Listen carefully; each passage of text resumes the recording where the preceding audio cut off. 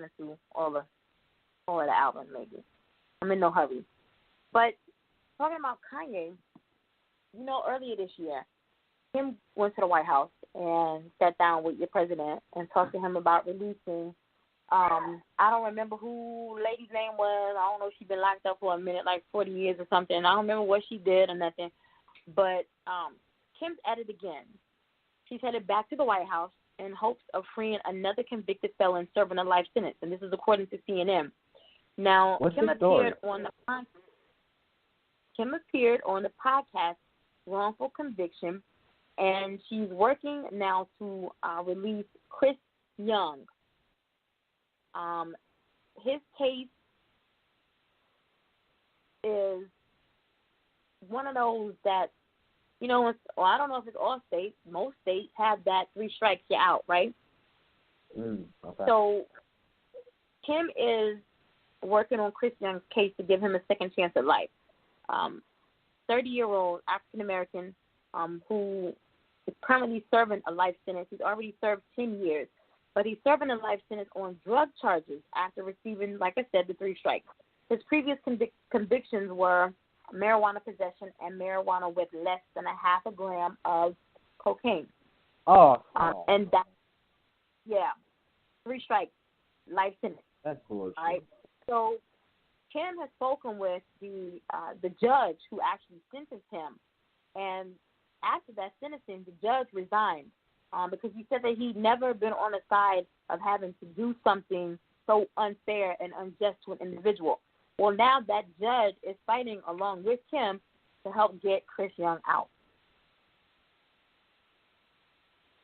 Yeah, and I read some of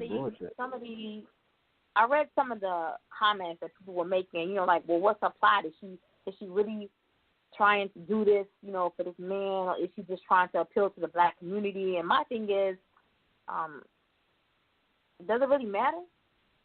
Yeah, like, she doing more than y'all niggas doing. You know what I'm saying? While y'all talking about exactly. what she's doing more than what you're doing. So, good luck with that. Good luck with that effort, Kim. I'm going to say that. Good luck with that. Yeah. Now, I want to say it happened last week. A picture started floating around of an ex-Cosby Show cast member bagging groceries Trader Joe's in New Jersey. And in reading the statement that the person who took the picture wrote out, she says that, she never went for this, or never meant for this picture to go viral, never meant for the picture to cause any detrimental harm, to him and his family. What I'm talking about is Jeffrey Owens, who played Elvin, Sandra's husband, on the Cosby Show back in the day. He has a job. Well, I'm sorry, he had a job. He had a job at Trader Joe's. And Trader Joe's is a grocery store. And he was bagging groceries. So this woman and her wife decide, on the low, they're going to get this picture and post it on their, Instagram page. Well, he wasn't trying to cause harm. I mean, yeah, man. Well, whatever. Whatever. But in all of that, he was on Good Morning America earlier this week. He actually had to go back twice. Because he had to not retract his statement, but to, what's the word? He had to add to something that, he talked about while he was there. But, he said that he took the job there because it gave him the flexibility to be able to work, different hours and also still go on acting auditions because he's still, in the industry. But in light of all of that, Tyler Perry stepped up and said, I got marrow, you know what I'm saying? Like, he offered him a position he offered him a role on the Have-Nots, which comes on the OWN network. And he had to go back on Good Morning America because he had no idea that Tyler had even offered him that. So he had to go back on Good Morning America and say, he reached out to me, and I'm going to take the position. But what happens to people respecting those who are trying to take care of their families by working an honest day's living? You know, before these people got in the industry, what was they doing? You know, they have regular jobs. And so why are you snapping pictures? You know what I'm saying? Because this man is out here trying to wipe his kids, you know? And if y'all wasn't boycotting bills so damn much, he'll still be getting that Cosby Show money. There you go. Shit. But I did mention that, you know, I had two positive things to talk about when it came to Nicki Minaj this week. And so the second one is that in light of all of everything that happened to Jeffrey Owens, he's always going to be Elvin. Because I kept listening to people like, who? Jeffrey who? Maybe they didn't put a name on Elvin. That's Elvin. That's Jeffrey Owens. But yeah. So Jeffrey Owens, she has pledged on her Queen Radio show that she's going to give him $25,000 as well. Don't know if you've heard about it. Yeah, I heard. I heard about that one. Yeah. No, I'm saying I don't know if he's heard about it, but that's what she has pledged to do. Did you watch the Bobby Brown story? I did. You did? Yeah. No, I didn't. Well, if you, for you all who are like me, go ahead. No, I was gonna say I did of course BT played it so many damn commercials. It was commercials every 2-3 minutes, damn near. Why? The first, they can't afford to play shit, so they be trying to get that ad money. But I thought the first part was just all right. The first part was more his career part, his younger part, and then the second part I thought was phenomenal, and that was the slow part of his career where he was getting into it with Whitney, the being Bobby Brown, him getting his life back together. That part was phenomenal. All in all, I thought it was good, but I just wish the first part was better because I feel the movie still didn't let people know how successful Bobby Brown really was. Bobby Brown was really big at one point in time. He was competing with Michael Jackson at one point in time. Bobby Brown, I think, if not, he was very close to going diamond with his Don't Be Cruel album. And he was winning awards. He won maybe 3 or 4 American Music Awards in one night one year.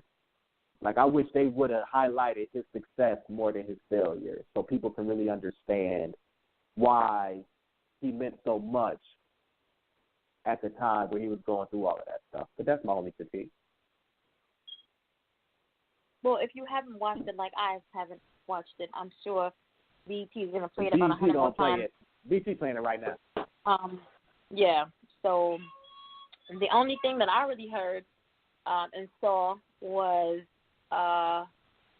everything about him sleeping with Janet. That's all I thought. That's all about. News. I knew that years ago. That's all I saw, and I'm like, oh, okay, all right. Yeah, people just don't be paying attention. That's been around for years, that Bobby Brown slept with Janet. Secret babies and secret relationships and secret marriages and, hey, whatever. Warner Brothers announces a diversity and inclusion policy that Michael B. Jordan helped to create. Now, for years, Hollywood has been criticized for its lack of representation among minorities and for not providing as much opportunities for people of color. Well, in an effort to change all of that, Warner Media, which includes Warner Brothers, HBO, and the Turner Network, is implementing a diversity and inclusion policy that will encourage the staffing of minorities on all productions, both in front of and behind the camera. That is according to Vanity Magazine. And, of course, the policy was announced by Michael B. Jordan, who begins production on his new legal drama, Just Mercy. So big up to him. That's like everybody there, Michael B. Jordan. Yeah. So, I'm talking about, I guess, inclusion. Shout out to Dr. Lisa Williams. She's on a mission to help redefine the image and standards of beauty by creating the Positively Perfect doll, the Fresh doll, and the Fresh Squad.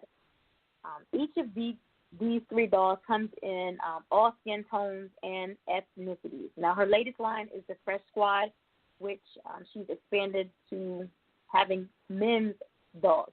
She says she's been creating dolls for like 10 years now, over decades. But she's, over the course of time, she has seen the need for the inclusion of a doll that represents every skin tone and every ethnicity. So big ups to her, because I'm a Barbie collector, and because of that, I have did a speech on like the foundation of the Barbie. And in the latter part of Mattel's years, they have just, and I want to say like in the past 2 years, they've introduced dolls that have more inclusivity.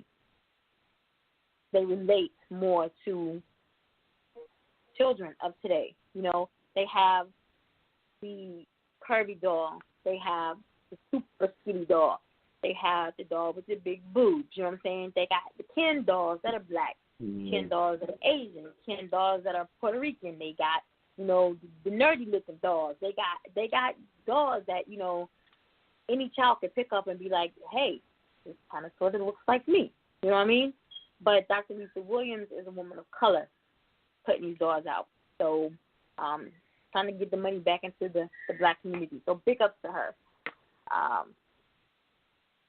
On Thursday, 9/6, Ty Dolla $ign was arrested in Atlanta after marijuana and cocaine was found in his car. So he didn't look too happy in his mugshot. He's reportedly being charged with possession of one. Can't even read the handwriting, but he's being charged with possession of. I think it's one. It's less than a half an ounce. Less than an ounce. There we go. Less than an ounce of marijuana and possession of cocaine. So yeah, I'm sorry. Yeah. I kind of like him. I knew he did powder though. I do too. Yeah, I kind of like him. He's on that After Dark that I was talking about too. Yeah. So we were talking about Slim Thug earlier. We thought it was Young Thug. Now Young Thug is up in the news again. He was recently hit with 8 felonies. Yeah. From his arrest last year in Georgia. Now, last September, he was arrested and booked for driving with drugs and tinted windows. He was hit with several charges, including possession and intent to distribute meth, hydrocodone, and weed.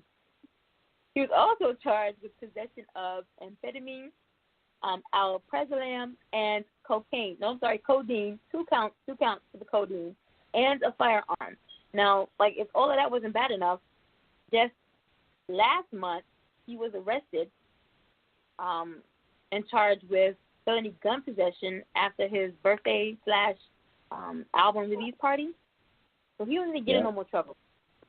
No more trouble, Young Thug. And his boy's probably going to take the heat for all of that. No, keep your man in check. Please keep your man in check. He need to get in no more trouble. According to page 6, actress Cicely Tyson was voted by the Academy's Board of Governors to receive an honorary Oscar at the Governor's Awards. This woman is 93 years old and looks like she's like 60. Is it true she was born 60? Wait a minute, what?